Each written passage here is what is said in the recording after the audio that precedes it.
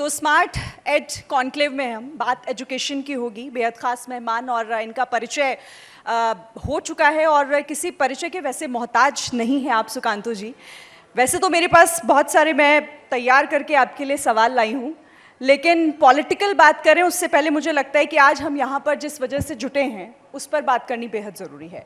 Smart education, digital education, और आपकी ministry भी है, आप उससे ताल्लुक़ रखते हैं। तो मुझे लगता है सबसे पहले मैं यही जानना चाहती हूँ कि हमारे देश की जो ये व्यवस्था है, जो ये सिस्टम है एजुकेशन का, ये कितना स्मार्ट और कितना डिजिटलाइज हुआ है। देखिए, पहले तो मैं एबीपी के सारे दर्शकों को और यहाँ पे उपस्थित सारे लोगों को मेरा नमस्कार। और शिक्षा क्षेत्र में आपने जो सवाल पूछा, देखिए कोविड जब आया उसके बाद पूरे भारत में नहीं पूरे विश्व में परिवर्तन आया है। थिंकिंग में, एजुकेशन सिस्टम में भी परिवर्तन आया है। अगर हम अपनी एजुकेशन सिस्टम को देखें तो ऐसे सारे चीज़ें यानी परिवर्तन हुए हैं लास्ट कुछ सालों में, जिसके द्वारा एक तो हमारी जो गाइडिंग प्रिंसिपल है that is the NEP 2020 national education policy. इस नेशनल एजुकेशन पॉलिसी के ऊपर शायद डिस्कशन बहुत बार हो चुका है।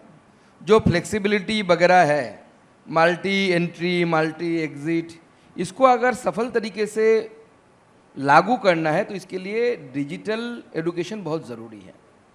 और इसको लेकर ऐसे बहुत सारे प्लेटफॉर्म, वो चाहे आपका दीक्षा हो या स्वयं हो, स्वयं प्लस हो, साथी हो, जिसके द्वारा एजुकेशन मंत्रालय ने, शिक्षा मंत्रालय ने ऐसी व्यवस्था की कि एक दिल्ली से 2000 किलोमीटर दूर किसी गांव में बैठा हुआ बच्चा भी दिल्ली IIT की किसी प्रोफेसर के, अगर वो JEE या नीट के लिए प्रिपरेशन ले रही है या ले रहा है, तो वहाँ पे अपने मोबाइल में बैठ के उस शिक्षा को प्राप्त कर सके। जो गैप था पहले वाला, जब हम स्कूल में पढ़ते थे तो हमारी लोकेलिटीज़ में जो स्कूल अवेलेबल थे उसी स्कूल में हम पढ़ने के लिए बाध्य थे। सबके लिए तो दिल्ली आना या कलकत्ता आना संभव नहीं था।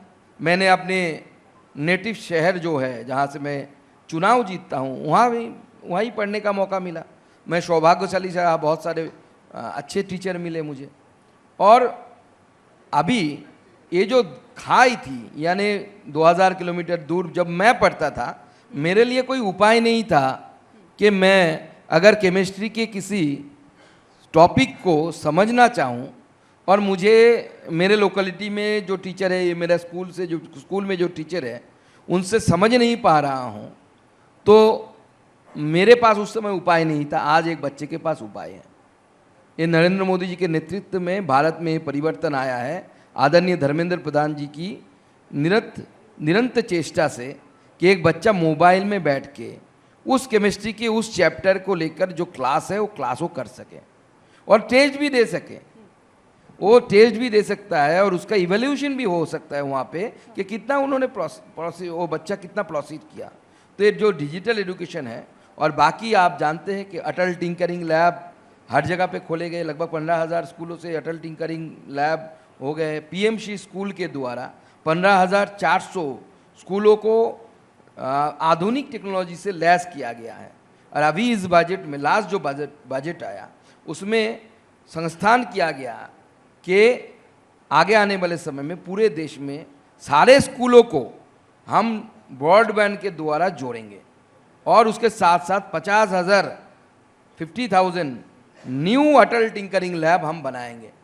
ये सारे जो उपाय सरकार ने किया है, शिक्षा मंत्रालय ने किया है, इसके द्वारा जो एडवांस टेक्नोलॉजी है, AI से लेकर 3D प्रिंटिंग से लेकर कटिंग एज टेक्नोलॉजी जिसे बोला जाता है, उस कटिंग एज टेक्नोलॉजी के साथ हमारे जो बच्चे हैं स्कूल में जा रहे हैं, शुरुआत में ही उनकी पहचान इन कटिंग एज टेक्नोलॉजी के साथ हो जाए कि जिसके द्वारा वो आगे आने वाले समय में जो विकसित भारत का सपना हम देख रहे हैं उसको पूरा कर पाए। आपने जो ये NEP की बात की, नेशनल एजुकेशन पॉलिसी, जाहिर तौर पर उसका एक लक्ष्य है, उसका एक टारगेट है। जिस तरीके से आप उसे डिजिटलाइज भी कर रहे हैं, आप चाह रहे हैं कि जो हम शहरों में बच्चों को पढ़ा रहे हैं वो हम गाँव में भी पढ़ाएं, हर उस कस्बे में भी पढ़ाएं जहाँ पर एक फ़िलहाल ये एक सपना था और उस सपने को पूरा करने की कोशिश आप कर रहे हैं। वो टारगेट कितना अचीव हो पाया, हम उस दिशा में कितना आगे बढ़े हैं, इस बारे में बताइएगा। देखिए, एनईपी इम्प्लीमेंटेशन एक निरंतर प्रक्रिया है। लगभग 2035 इस समय जाके ये पूरा लागू हो पाएगा, क्योंकि बाल वाटिका से शुरू होता है और एकदम यूनिवर्सिटी के टॉप लेवल में जाके ये पूरा शिक्षा प्रणाली में हम परिवर्तन ला रहे हैं। 34 साल के बाद भारत में कोई नई शिक्षा नीति आ रही है जिसके द्वारा हम कर पाए, और इसका निरंतर असेसमेंट भी होता है कि बच्चे कितना सीख रहे हैं। जैसे आपने बताया कि दीक्षा पोर्टल हो या ऐसा पोर्टल के द्वारा हमने इसमें अध्ययन किया, हमारी मिनिस्ट्री अध्ययन करती रहती है कि हमने देखा कि इस पोर्टल की इस्तेमाल जो स्टूडेंट्स रेगुलर बेसिस में करते हैं उसका 14 से 20% तक अच्छा उनका फल प्राप्त हुआ। यानी जो चीज़ वो खुद असेसमेंट में वो डेटा आया है कि जब असेसमेंट होता है तो इसमें इम्प्रूवमेंट देखा गया 20% तक।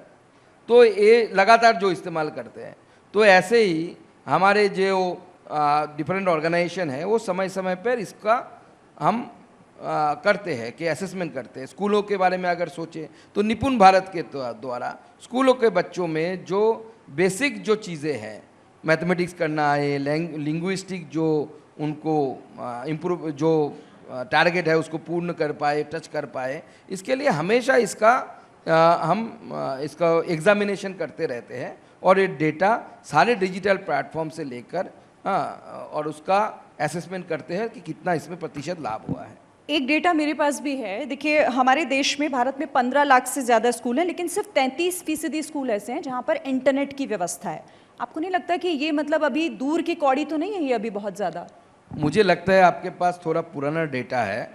मेरे हिसाब से मेरे पास, मुझे डेटा बोलने के लिए एक बार देखना पड़ेगा, मेरे पास भी डेटा है।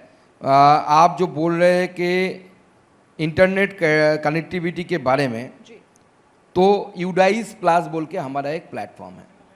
यूडाइस प्लेटफॉर्म के क्या करते हैं कि सारे राज्य अपना डेटा वहाँ पे फीड करते हैं। ऐसा नहीं कि केंद्र सरकार डेटा देता है। उस डेटा के हिसाब से अगर हम देखें 2023-24 का अगर डेटा देखें तो इंटरनेट कनेक्टिविटी 53.9 मतलब 54%। और ये आप मुझे कब का डेटा, मतलब लेटेस्ट डेटा आप 23-24 का डेटा 23-24 का डेटा बता रहे हैं। और आपको ये बताते हैं कि 19-20 में इसमें लगभग 22% से ज़्यादा 22.3% शार्प इंक्रीज देखा गया। इसका मतलब है कि ये डेटा दर्शाता है कि कैसे डिजिटलाइजेशन, इंटरनेट कनेक्टिविटी पूरा देश में बढ़ रहा है और आदरणीय प्रधानमंत्री जी के नेतृत्व में ही ये संभव हुआ है। और इसके लिए मुझे जो लगता है कि जब ये नेशनल एजुकेशन पॉलिसी 2020 पूरी तरीके से इम्प्लीमेंट हो जाएगा और उसके बाद उसका रिजल्ट आते आते उससे भी ज़्यादा टाइम लगता है, क्योंकि एक एजुकेशन पॉलिसी, इससे पहले भी जितने सारे हमने एजुकेशन पॉलिसी या कमीशन बना था, हमारा जो कमीशन के रिकमेंडेशंस है वो रिकमेंडेशन को आपको धरातल में लाने के लिए समय लगता है। इसका जब आपको लाभ दिखेगा, जब हमारा ह्यूमन रिसोर्स, हमारे स्टूडेंट्स, और इसका लाभ अभी से शुरू में हमने देखने हमारे लिए शुरू हो गया है। हमारे कुछ डेटा आ रहे हैं जिसमें हम इनोवेशन इंडेक्स में आगे बढ़े हैं, हम पेपर पब्लिशिंग में पूरे वर्ल्ड में बहुत आगे है, 3-4 रैंक है हमारी पूरे वर्ल्ड में। ये दर्शाता है कि आदरणीय प्रधानमंत्री जी के नेतृत्व में ये जुगांतकारी एक परिवर्तन होने जा रहा है जो भारत को विकसित भारत तक लेके जाएगा। ठीक है, चलिए, आपने इस डेटा में करेक्ट किया है। एक और मैं आपको बताती हूँ, दीक्षा प्लेटफॉर्म का आप बार बार जिक्र भी कर रहे हैं और उस पर हम देख भी रहे हैं कि सरकार किस तरीके से काम कर रही है। लेकिन 2023 तक 370 करोड़ से ज़्यादा लर्निंग सेशंस उस पर हो चुके हैं, अगर मैं सही हूँ, आप मुझे सही कीजिएगा अगर नहीं हूँ तो ये जो डिजिटल प्लेटफॉर्म पर आप स्टूडेंट्स को लेकर आ रहे हैं और स्मार्ट एजुकेशन की तरफ हम बढ़ रहे हैं, इसका असर क्या हो रहा है आपके हिसाब से? हम किस तरह से इम्प्रूव कर रहे हैं? देखिए, आपने डेटा में कितना बोला? 370 करोड़ से ज्यादा। ये भी मुझे लगता है थोड़ा पीछे का डेटा है, मेरे पास मुझे जितना याद आ रहा है, इसीलिए मैंने कहा आप करेक्ट कर दीजिए। इसमें 370 करोड़ ना 500 से ऊपर हो गया है अभी, 550 के आसपास जितना मुझे याद आ रहा है। मुझे एक बार देखना पड़ेगा, डेटा तो इतना याद रखना मुश्किल होता है। आप ये 24 तो तक का बता रहे हैं, आप ये 24 तक का 500 से ऊपर है, 2023 का बता। हाँ, 500 से ऊपर है, 100% कन्फर्म है, मैं आपको बताता हूँ। और देख के मैं डेटा भी एग्जैक्ट बोल सकता हूँ कितना है। तो 500 से ऊपर लगभग 55 बिलियन ऐसा, जितना मुझे याद आ रहा है 55.6 ऐसा कुछ होगा बिलियन इसमें यूजर्स यानी सेशन जो आप बोल रहे हो चुका है। इसके द्वारा, दीक्षा के द्वारा एक स्टूडेंट, एक पेरेंट, एक टीचर अपने आप को नए चीज़ों के बारे में वहाँ पे आपको जानकारी मिल सकता है। और ये दर्शाता है, जैसे आपने बोला 300 समथिंग और ये 500 हो गया लगभग 2 साल 1.5 साल के अंदर। तो ये दर्शाता है कि देखिए एक प्लेटफॉर्म तैयार कर दिया आपने, मटेरियल्स डाल दिए, ई कंटेंट डाल दिए, लेकिन अगर ये एवर इंक्रीजिंग ट्रेंड दिख रहा है इसमें, तो ये प्रूफ है कि बच्चे या टीचर हो या पेरेंट्स हो इसका लाभ ले रहे हैं और उनसे उनको लाभ मिल रहा है। और इसलिए ये ग्राफ है जो ग्राफ ऊपर की तरफ जा रहा है। अगर ये सक्सेसफुल नहीं होता या स्टूडेंट्स को लाभ नहीं मिलता, जैसे मैंने एक डेटा दिया था कि लगभग 20% इम्प्रूवमेंट देखा गया है दीक्षा वगैरह जो इस्तेमाल करते हैं, तो इसमें ग्राफ आपका ऐसा डिक्लाइन होता, नीचे के तरफ होता। लेकिन ये एवर इंक्रीजिंग जो ग्राफ हम देख रहे हैं कि 500 के ऊपर, 500 करोड़ के ऊपर सेशंस हो चुके हैं, इसका मतलब स्टूडेंट्स यहाँ पे जो टीचर्स के क्लासेस है उसको अवेल कर रहे हैं, they are enjoying it and they are improving themselves. So ये दर्शाता है कि पहले बहुत सारी ऐसे चीज़ें होती थी जो होने के लिए होते थे। मैं किसी सरकार की समय की बात नहीं कर रहा हूँ, लेकिन बहुत सारी ऐसी चीज़ें होती हैं जिसके साथ स्टूडेंट्स का सरोकार नहीं होता था। लेकिन अब हमारी सरकार प्लानिंग ऐसी कर रही है जिसका ज़मीनी स्तर पर यानी ग्राउंड लेवल पर जिसका इम्पैक्ट दिखे। और डेटा जो आपने बोला और जो मैंने आपको करेक्ट किया, ये दर्शाता है कि हमारी सरकार की जो पॉलिसियाँ हैं, जो चिंतन है, वो ग्राउंड लेवल पे बच्चों को इम्पैक्ट कर रही है। और इसीलिए ये संख्या बढ़ रही है और हमेशा बढ़ती रहेगी। हमारी स्टूडेंट संख्या भी बढ़ रही है, तो ये स्टूडेंट के द्वारा इसको इम्प्रूवमेंट का लाभ भी उनको मिलेगा। सुकांतु जी, हम आज जिस दौर में हैं उसमें बहुत ज़्यादा चर्चा एआई को लेकर होती है। अब आपको क्या लगता है और क्या सरकार भी इस दिशा में काम कर रही है कि हम एआई को अपने बच्चों के स्कूल के सिलेबस में शामिल करें, या फिर उसे आप किस तरीके से देख रहे हैं कि वो हमें हेल्प करेगा, या आपको लगता है कि अभी उसमें वक्त है? देखिए, एआई एक टेक्नोलॉजी है, तो एक टेक्नोलॉजी हथियार होता है। हथियार उसके ऊपर निर्भर करता है कि आप इसको किस तरीके से इस्तेमाल करें। जैसे एटॉमिक एनर्जी, वो भी एक हथियार है। आप बम बनाने में भी इस्तेमाल कर सकते हैं, पावर जनरेशन में भी इस्तेमाल कर सकते हैं। It depends upon you, that means the person who is using it. तो इसी तरीके से मुझे लगता है एआई इनएविटेबल है, अभी इसको हम छोड़ नहीं सकते। इसीलिए हमारी सरकार ने 3 एआई एक्सीलेंस सेंटर खोलने के बाद एडुकेशन के ऊपर 500 करोड़ रुपये से एआई एक्सीलेंस सेंटर, जो इनोवेशन एआई को कैसे हम यूज़ करेंगे, इस लास्ट बजट में हमारी सरकार ने, आदरणीय निर्मला सीतारमण जी ने, आदरणीय प्रधानमंत्री जी की मार्गदर्शन में ये किया है। तो इस एआई को और ऐसे कटिंग एज टेक्नोलॉजी के साथ बच्चे एलियन न रहे कि अमेरिका में एक बच्चा पढ़ रहा है, वो उसको एआई के बारे में पता है, और भारत के स्कूल में पढ़ने वाला बच्चा उसको एआई के बारे में कुछ पता नहीं हो, तो इससे एक बहुत बड़ा गैप हो जाएगा और टेक्नोलॉजी के क्षेत्र में भारत के बच्चे पीछे चले जाएंगे। तो इसीलिए हमारी सरकार ने, मैंने पहली क्वेश्चन के आंसर में सारी भूमिका ये आपको दे दी थी कि 50,000 अटल टिंकरिंग लैब बनेगा। ये अटल टिंकरिंग लैब में एक बच्चा एआई क्या है, 3D प्रिंटिंग क्या है, कैसे आईसीज बनते हैं, मोबाइल के आईसीज कैसे रहते हैं, इन हैंड एक्सपीरियंस उसको होगा। तो इसके द्वारा हमारे बच्चे इस टेक्नोलॉजी का इस्तेमाल करने के लिए सीखेंगे। और जैसे हर चीज़ का मैंने बोला कि डार्कनेस भी होता है, ब्राइटर साइड भी होता है, तो इसी तरह एआई का है। वो तो फेक डीप या क्या लोग करते हैं वो भी है, और एआई को हम छोड़ के आगे नहीं बढ़ सकते। अभी एआई के द्वारा ऐसे बहुत सारी चीज़ें हो रही है। एक बच्चा अगर आपको उसको ठीक से इवोल्यूशन करना है, उसमें भी आपको एआई को डालना पड़ेगा।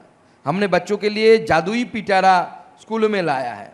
इस जादुई पिटारा में हमने इसको डिजिटल फॉर्म भी दिया स्कूल सेक्शन में, कि कोई बच्चा या पेरेंट्स जाके मोबाइल में ई जादुई पिटारा इस्तेमाल कर सकता है। उसमें 3 एआई बॉट है, आप चैट करेंगे, चैट बॉट जिसे बोलते हैं। पेरेंट्स के लिए एक है पेरेंट तारा, टीचर के लिए एक है टीचर तारा स्टूडेंट के लिए एक है। आप चैट करेंगे तो वीआई के द्वारा वहाँ पे आंसर भी आएगा। आगे समय के साथ साथ इसको इम्प्रूव करते जाएंगे हम। तो भारत में, भारत की शिक्षा व्यवस्था में ये जो परिवर्तन आ रहे हैं, मूलभूत परिवर्तन, भारत इनोवेशन में आगे बढ़े, टेक्नोलॉजी में आगे बढ़े और हम धीरे धीरे आगे बढ़ रहे हैं। रिसेंटली हमने 2 अच्छी खबर आई है, आप सबको शायद पता होगा। ऑपरेशन सिंदूर के बाद एक बहुत बड़ा अचीवमेंट हमारे साथ आया है कि हम 4th नंबर इकोनॉमी बन गए। उसके साथ साथ लगभग 27 करोड़ लोग जो एक्सट्रीम पॉवर्टी लाइन है उसके ऊपर उठ गए। ये बहुत बड़ा अचीवमेंट है। हमने गरीबी हटाओ का नारा सुना था, लेकिन सच में गरीबी हटाओ, और ये डेटा बहुत इसलिए और भी इम्पोर्टेंट हो जाता है क्योंकि यूनेस्को ने उनका एक लेवल होता है कि एक रेखा होती है, उसमें उन्होंने वृद्धि की $3 पर डे जिसका इनकम है, ऐसे रेखा उन्होंने क्राइटेरिया बढ़ाया। इसके बावजूद 5% कम से कम इंक्रीज हुआ है, लोग गरीबी रेखा के ऊपर आए हैं। ये तभी संभव हो रहा है जब आदरणीय मोदी जी के नेतृत्व में पूरा देश एक साथ लड़ रहा है कि आगे आने वाले समय में हम विकसित भारत का गठन करेंगे और मिलकर भारत को आगे बढ़ाए और विश्व का श्रेष्ठ देश जिसका सपना हमारे पूर्वज देख के गए। स्पेशली मैं विवेकानंद के प्रदेश से आता हूँ, उस जगह उनका नाम लूंगा। उन्होंने जो दिखा था सपना, वो बोलते थे कि मैं दिव्य दृष्टि से देख रहा हूँ भारत माता पहले से और ज़्यादा ऐश्वर्यशाली होकर पूरे विश्व के ऊपर राज कर रहे हैं। तो हम विश्व गुरु और विश्व बंधु के पथ पर चल रहे हैं और आदरणीय मोदी जी के नेतृत्व में ये पूरा होने वाला है। चलिए, आप जिस तरीके से बता रहे हैं और आपने मेरे आंकड़े भी दुरुस्त किए, उससे तो यही लगता है कि हम स्मार्ट एजुकेशन के दौर में बहुत आगे निकलते हुए दिखाई दे रहे हैं और बेहतर भविष्य के लिए हम सभी बहुत उत्सुक भी हैं। शुभकामनाएं भी आपको। लेकिन अब आपने कहा कि मैं उस प्रदेश से आता हूं जहां से विवेकानंद जी आते हैं, जिस धरती से, जिस भूमि से, तो मुझे लगता है वहाँ की बात करना भी ज़रूरी हो जाता है। ज़रूर। और सुकांतो जी, आप तो वहाँ के एक फायर ब्रांड नेता के तौर पर अब जाने जाते हैं। आप बहुत अच्छे से मुखालफत भी सरकार की करते हुए नजर आते हैं, प्रदेश सरकार की, और आप कहते हैं कि पश्चिम बंगाल में ये हो रहा है, वो हो रहा है। पहले तो आप मुझे बताइए, पश्चिम बंगाल में क्या चल रहा है आजकल? देखिए, पश्चिम बंगाल में क्या चल रहा है, तो नेता तो क्या करते हैं, अपनी नेता होते हैं, अपने सेलिंग एजेंट जो होते हैं ना, क्या बोलते हैं उसको, जो घर घर जाके चीज़ें बेचते हैं। तो सब नेता बोलेगा मेरा पार्टी अच्छा है, आप बोलेंगे आपकी तो पार्टी आप अच्छी। आज नहीं बोलेंगे कि मेरी पार्टी? मैं आपको बोल रहा हूं ना, इसलिए आप डेटा पे बिलीव करिए, नेता पे मत बिलीव करिए, तो फिर भी चलेगा, लेकिन डेटा पे बिलीव करिए। रिसेंटली बंगाल, शायद नेशनल न्यूज चैनल में शायद आपने भी दिखाया होगा, बंगाल ने तो रिकॉर्ड, मेरा सवाल इसीलिए पहले ये था कि आप बताइए क्या चल रहा है वहां पर। मैं वही बोल रहा हूँ, बंगाल ने तो रिकॉर्ड कर लिया। हाँ। यूनिक रिकॉर्ड, ऐसा रिकॉर्ड शायद भारत के किसी प्रदेश में नहीं है। आप पूछिए, कोई बता सकता है मुझे कैसा रिकॉर्ड? न्यूटन बोल के एक बंदा जिसका फोटो पकड़ा गया, जो बांग्लादेश में जाके शेख हसीना की सरकार को हटाने के लिए आंदोलन कर रही थी, उसका निकल गया कि वो पश्चिम बंगाल में वोटर है। तो ऐसे इंटरनेशनल कार्यकर्ता कौन से पार्टी का होता है? और टीएमसी के वर्कर भी है। तो भारतवर्ष में टीएमसी एकमात्र राजनीतिक दल इस समय हो गया है। इसके लिए उन्हें अवार्ड दे सकते हैं आप कि पहला भारत का राजनीतिक दल, पॉलिटिकल पार्टी, उनके पास इंटरनेशनल कार्यकर्ता है जो बांग्लादेश में जाके एजिटेशन करते हैं, पश्चिम बंगाल में भी एजिटेशन करते हैं, और पश्चिम बंगाल में बाकायदा वोटर लिस्ट में उसका नाम है और वो टीएमसी के कार्यकर्ता भी है। ऐसा रिकॉर्ड तो दीदी के अलावा कोई नहीं कर सकता। यही दर्शाता है कि पश्चिम बंगाल की सरकार जिस तरीके से चल रही है, आगे आने वाले समय में भारत के आंतरिक सुरक्षा के लिए, इंटरनल सिक्योरिटी के लिए पश्चिम बंगाल सरकार itself becoming a threat, especially the political party, because their administration ऐसा है वहाँ पे कि एडमिनिस्ट्रेशन पॉलिटिकल पार्टी के बाहर जाके काम नहीं कर पाता। Totally politicisation of the administration हो चुका है। डीएम नहीं मिलते ऑपोजिशन के लोगों से, वो तो छोड़ दीजिए, शर्म की हद हो गई कि आपका चीफ मिनिस्टर जाता है मेरे डिस्ट्रिक्ट में या किसी भी डिस्ट्रिक्ट में जाते हैं वो आदरणीय मुख्यमंत्री जी एडमिनिस्ट्रेटिव मीटिंग करने के लिए, मुझे बुलाया नहीं जाता, विधायक बुलाए नहीं जाते, बीजेपी के विधायक। क्या डेमोक्रेसी चल रही है? और पूरे देश के जो नेता, ये इंडी गठबंधन के नेता है, एक बार पूछिए उनको माइक लगाकर, अरे ऐसा एडमिनिस्ट्रेटिव मीटिंग होता है क्या? कि जिसमें ऑपोजिशन को बुलाया ना जाए और चुने हुए प्रतिनिधि को, वो केंद्रीय मंत्री को, उसको भी नहीं बुलाया जाता। आप बाकी तो छोड़ ही दीजिए आप। ऐसा चल रहा है पश्चिम बंगाल।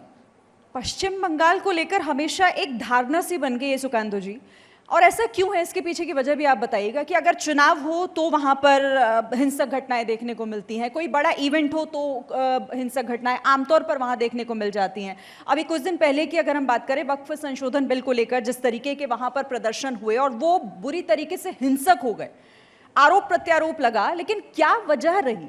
आखिर इसकी भूमिका कैसे तय होगी, जिम्मेदारी कैसे तय होगी कि ये क्यों हुआ, और पश्चिम बंगाल में आखिर क्यों इस तरह से हुआ? देखिए, पश्चिम बंगाल में ममता बनर्जी ने पॉलिटिकल इस्तेमाल करने की कोशिश की है इसको। इससे पहले एनआरसी के समय, सॉरी, सीए के समय भी हुआ था। आप शायद भूल गए होंगे, ट्रेन जलाए गए थे।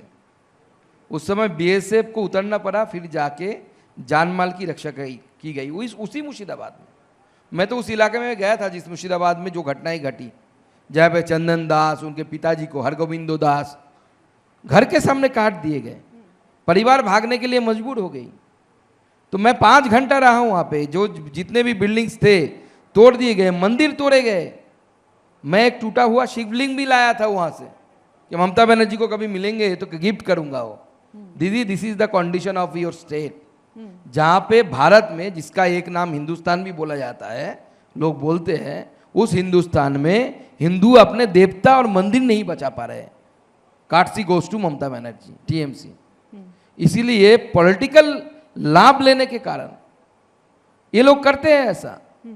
ये वक़्फ़ को लेकर जिस तरीके से उस्काया गया, लाखों की संख्या में भीड़ जुटाई गई और हिंदुओं के घर तोड़े गए। मुझे एक बच्ची मिली थी, शायद कॉलेज में पढ़ती होगी, 10 दिन बाद लौटी थी जब मैं जिस दिन मुर्शिदाबाद में घुसा था।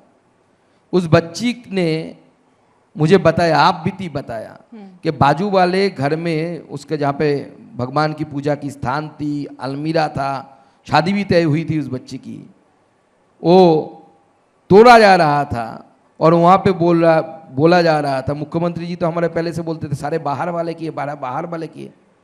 तो लड़की वहाँ पे बोल रही थी कि मैं सुन रहा हूँ, मैं और मेरी माँ वहाँ पे जो दंगाई आए थे वो बोल रहे कि इस घर में सुंदर एक लड़की रहती है, उसको बाहर निकालो। उसके साथ गाली दे रहे थे, मैं बोल नहीं पाऊंगा, उसको बाहर निकालो, यहीं पे रेप करेंगे। वो बच्ची उधर से सीढ़ी से छत पे चढ़ी, छत से कूदी नीचे, कूदकर झारखंड भाग गई थी। 10 दिन बाद वो वापस लौटी थी, मैं जिस दिन गया था। तो ये वोट के कारण, इलेक्शन के कारण, ये अपीजमेंट पॉलिटिक्स के कारण भारत का बहुत नुकसान हो चुका है। और अभी भी पश्चिम बंगाल में जिस तरीके का अपीजमेंट पॉलिटिक्स चल रहा है, ईद गया 2 दिन पहले, आपको देखा, आप लोगों ने देखा होगा, ढाका के हम रास्ते देखते थे, ब्लड चारों तरफ रहता था। आज कलकत्ता में हो रहा है 45 वार्ड्स में, 45 नंबर वार्ड्स में। तृणमूल के काउंसिलर है। किस देश में रह रहे हैं हम? ममता बनर्जी जिस तरीके से देश को, मतलब पश्चिम बंगाल को चलाने की कोशिश कर रही है, आगे आने वाले समय में बहुत बड़ा दिक्कत होने वाला है। पर उनका आरोप ये है, आपने कहा कि अपीजमेंट की पॉलिटिक्स जो है वो ममता दीदी हमेशा करती हैं, पर यही आरोप उनका आप पर होता है हमेशा कि बीजेपी दरअसल चाहती है कि विपक्ष मुक्त भारत हो जाए। कई बार आपके नेताओं के मुंह से भी ये सुनने को मिलता है, तो कहीं ऐसा तो नहीं कि ये उसी दिशा में हो रहा है? देखिए, विपक्ष मुक्त भारत डेमोक्रेसी में कभी नहीं होगा। हम चाहते हैं कि विपक्ष बने, विपक्ष अच्छी तरीके से अपना काम करे। इस बार हमारे विपक्षियों के नेताओं को हमने बाहर भेजा, बहुत सारे नेताओं ने वहाँ पे जाके भारत का पक्ष रखा, अच्छा रखा। देश के अंदर हम भले ही लड़े, हमारी बात यह है कि आप इलेक्शन पावर गेन करने के लिए लड़ो, लेकिन इसके लिए इतना कॉम्प्रोमाइज मत कर लो कि जिसके द्वारा देश की आंतरिक सुरक्षा, इंटरनल सिक्योरिटी, आपके सवालिया निशान लग जाए उस पर। ये जो न्यूटन वाला एग्जांपल मैंने दिया कि बांग्लादेश के में जाके वो आंदोलन कर रहा है और वो भारत में वोटर है, टीएमसी के वर्कर है, ऐसे बहुत सारे लोग मिलेंगे। इसका मतलब क्या है? आप भारत की इंटरनल सिक्योरिटी के साथ खिलवाड़ कर रहे हैं और आगे आने वाले समय में इसका लाभ तो उन्हें मिलेगा, लेकिन नुकसान भारत की जनता को भुगतना पड़ेगा। आज पूरे देश में कितने सारे स्टेटों में बांग्लादेशी पकड़े जा रहे हैं, जिन्होंने आधार कार्ड, वोटर कार्ड कहाँ से बनाया? पश्चिम बंगाल से बनाया। आप जाओ वहाँ पे, साउथ 24 परगना इसके लिए हब है, सब जानते हैं। आप कैमरा लेके जाएंगे आपको भी मिल जाएगा। आप बांग्लादेश का डॉक्यूमेंट्स लेकर आओ, यहाँ से सब बना के आपको दे देंगे।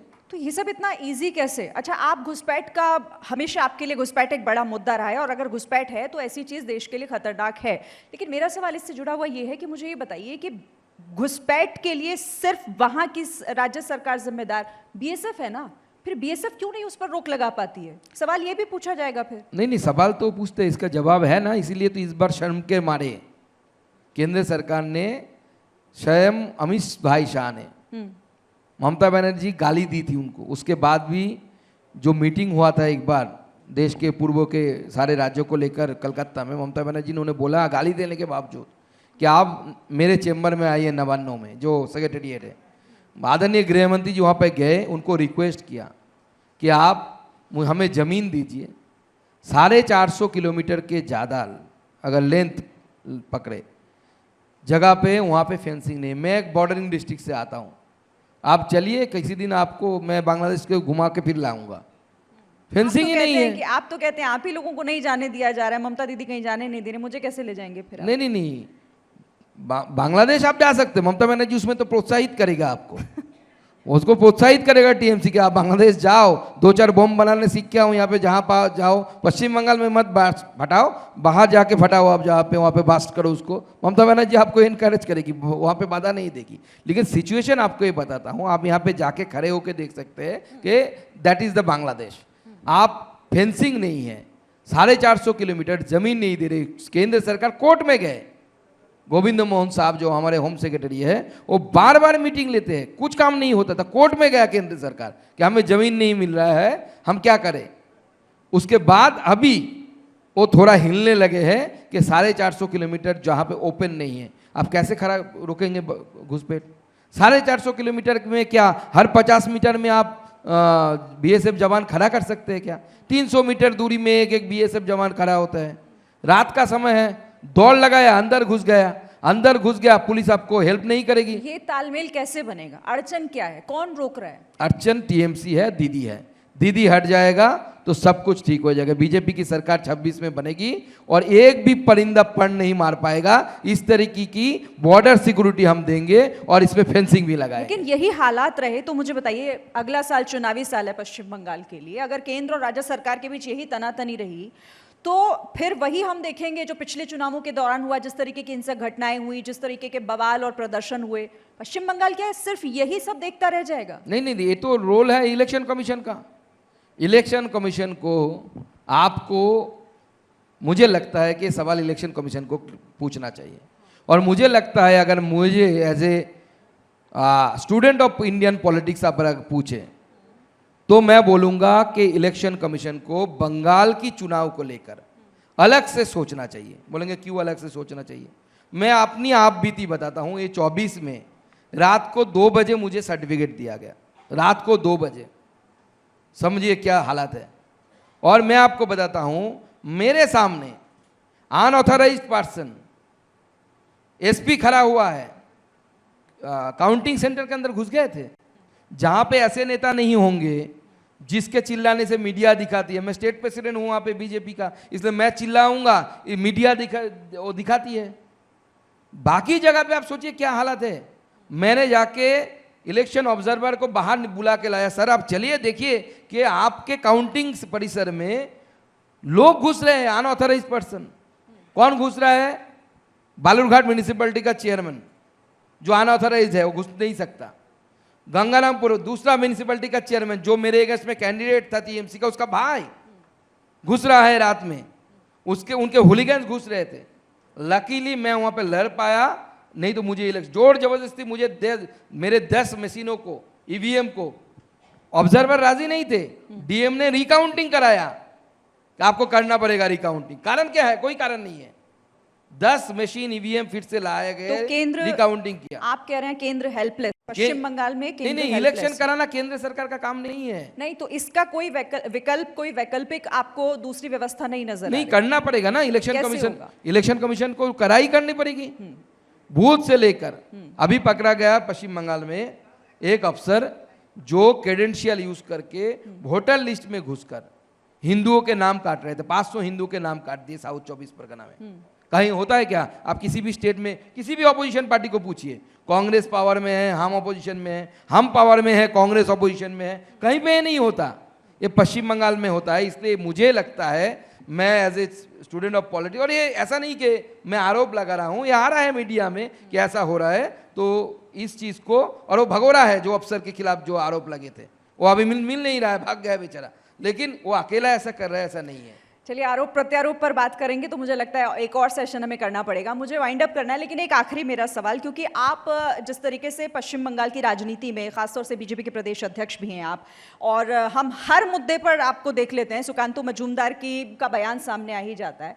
अगले साल चुनावों में बीजेपी का चेहरा पश्चिम बंगाल में, ऐसा तो नहीं कि सुकांतु होने जा रहे हैं? चेहरा तो नरेंद्र मोदी जी है, नहीं, हमारे पास इतना पावरफुल चेहरा है।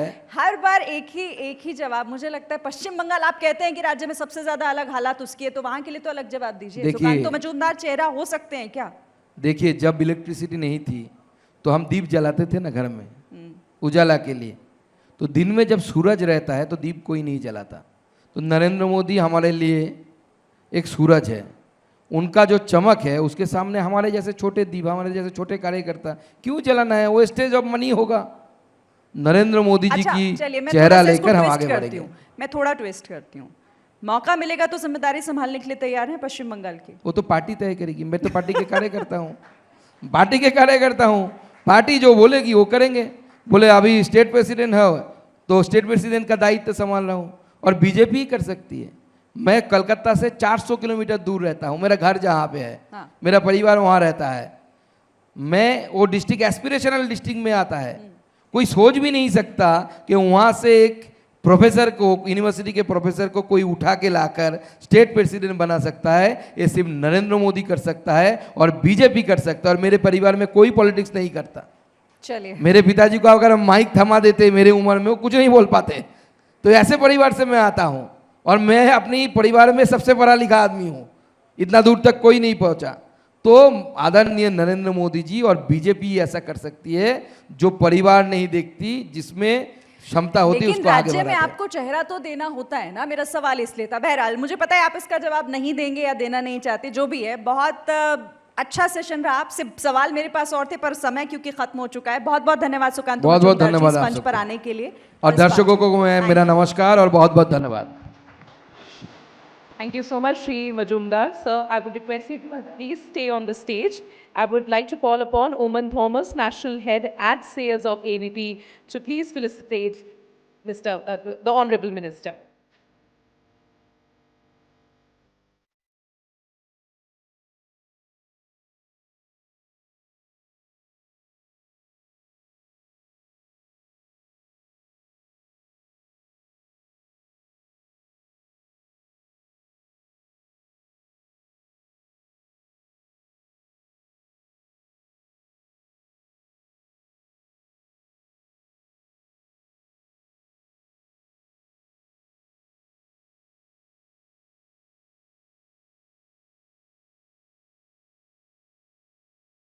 Ladies and gentlemen, let's hear it for Honorable Minister of State for